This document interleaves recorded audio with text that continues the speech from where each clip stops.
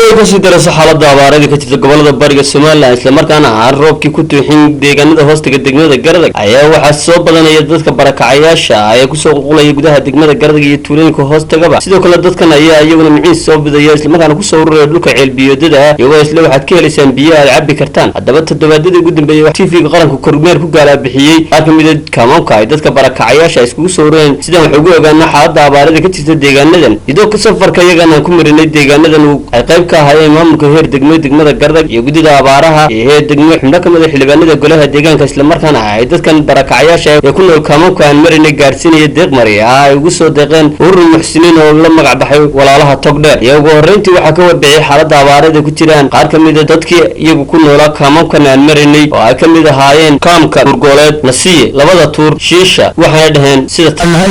haddii aan nahay mas'uuliyiinta reer Garadag ee waayeelka xildhibaanada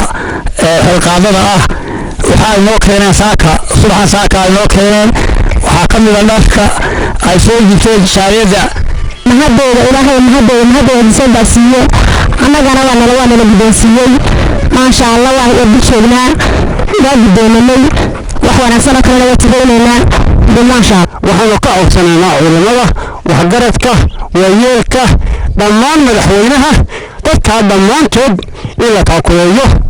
yaan codsanaynaa duubaranayna annagoo ah dadka soo hayaan oo ka soo guuray gobolka Sool oo hayaan oo soo barakacay xoolaha naga dhamaadeen annagu waxaan dadkaas soo barakacay adduunkooda ka dhamaaday waxaan nahay dadka ka tirsan maxay tolo gobolka Sanaag waxaan nahay dadka ka soo guuray hawd ka soo guuray dadkooda iyo dalkooda ku soo eertay waxaan nahay dadka waa naloo keenay degmada waxaan ku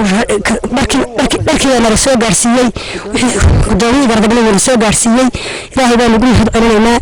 dadka loo keenay waxaan ku sidoo kale waxaa ka hadlay xubno kamid ah xildhibaanada golaha deegaanka gudida degmada Garadag maamulka heer degmo dhamaantoodba ka warbixiyay xaalada Abaareed ka jirta deegaanadan isla markaana uu mahad celiyay ururkan walaalaha togdheer ee iyagu deeqda mariyaha soo gaarsiiyay dadka abaaruhu saameeyeen ummadda muslimka iyo hay'adaha danayaba ugu baaqay in iyaguna soo gaarsiiyeen deeq gaar bini'aadanimo dadkan barakacayaasha ah ee dunyo waxay haysteen ka dhamaadeen waxaana dhayn sida tan wada muuqata halkan waxa weeye goobta taageerada ka tirsan degmada Garadag gobolka Sanaag jamhuuriyadda Soomaaliland waxaa dhacay abaarta baahsan baa dadka halka ku soo ururay inta area taalo waa arkaysaan waxaan aad iyo aad ugu mahad celinaynaa walaalaha togdheer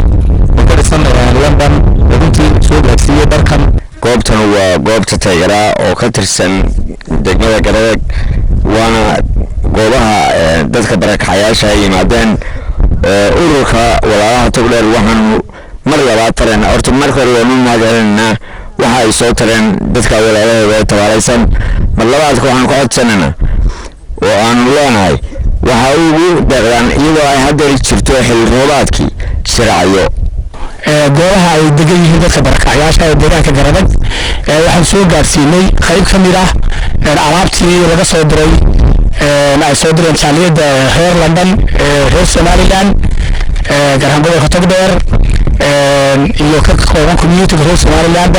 runtii waxa weeye alaabta ay soo direen oo mariyaha qaybtii deegaanka Garadag waxaan qayb ka mid ah soo gaarsiinay dadka barakacayaasha ee ku nool degmada Garadag hareerey iyadoo haatan lagu jiro xilligii la filinayay xilli roobaadka ayaan gudaha degmada Garadag iyo deegaanada hoostaga wax roob ku tiixin markaan ay ka sii darayso xaalada Abaareed ka jirta deegaanadan iyagoo ay soo badanayaan dadka barakacayaasha markaan ay arkaysid meel kasta iyadoo laga sameeyay kaamam lagu soo ururiyay dadkii ay xooluhu ka dhamaadeen waa Madar muqbaahida qaranka jamhuuriyadda Soomaaliland Garadag.